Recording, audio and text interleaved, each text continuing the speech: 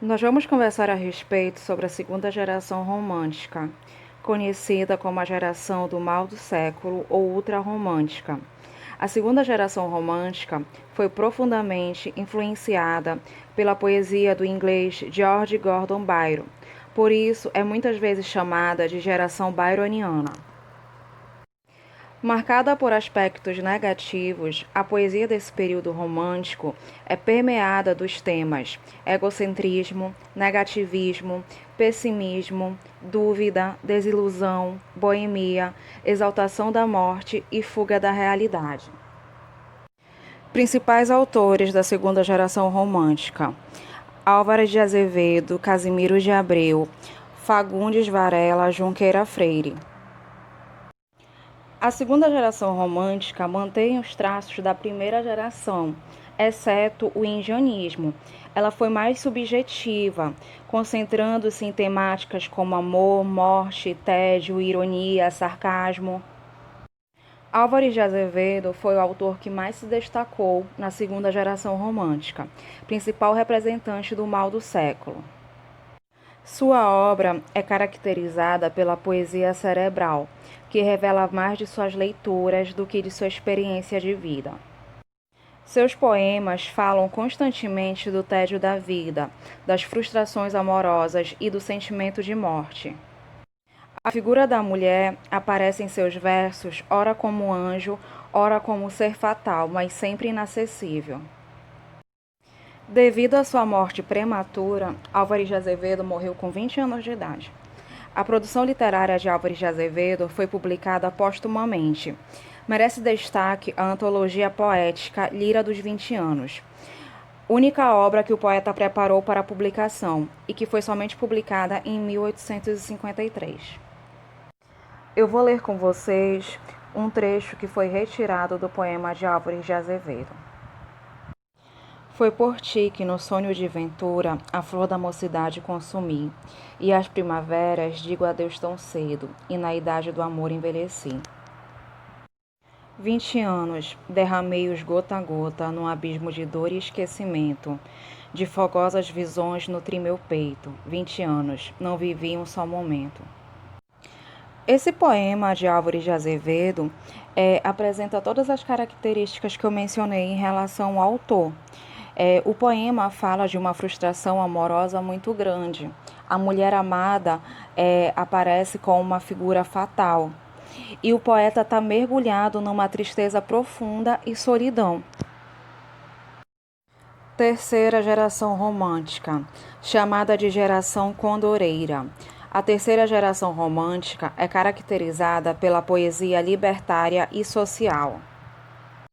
Com isso, o período está associado ao Condor, águia da Cordilheira dos Andes, com o intuito de revelar sua mais importante característica, a liberdade.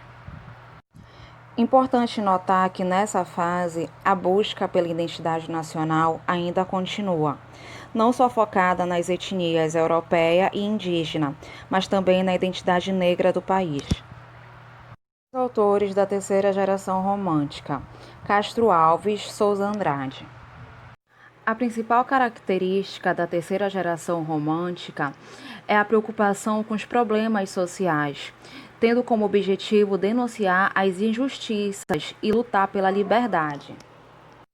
O autor que mais se destacou na terceira geração romântica foi o Castro Alves, que é um poeta revolucionário, também conhecido como poeta dos escravos.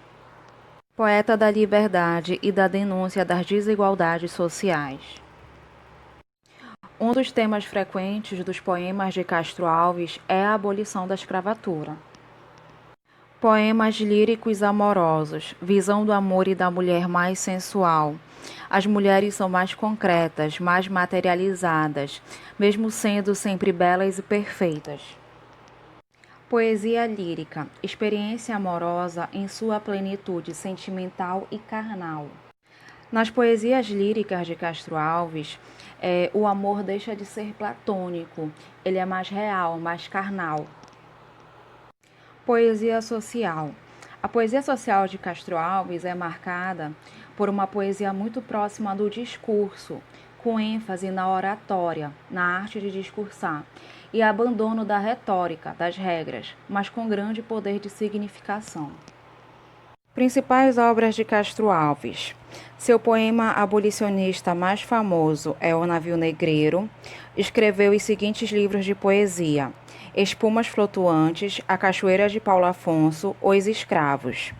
Para o teatro, escreveu o drama Gonzaga ou A Revolução de Minas.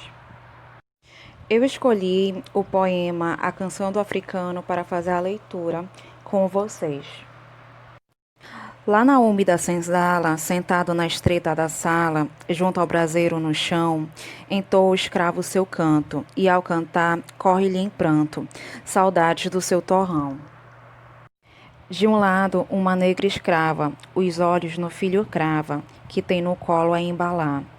E a meia voz lá responde, ao canto e o filhinho esconde, talvez para não o escutar. Minha terra é lá bem longe das bandas de onde o sol vem. Esta terra é mais bonita, mas a outra eu quero bem.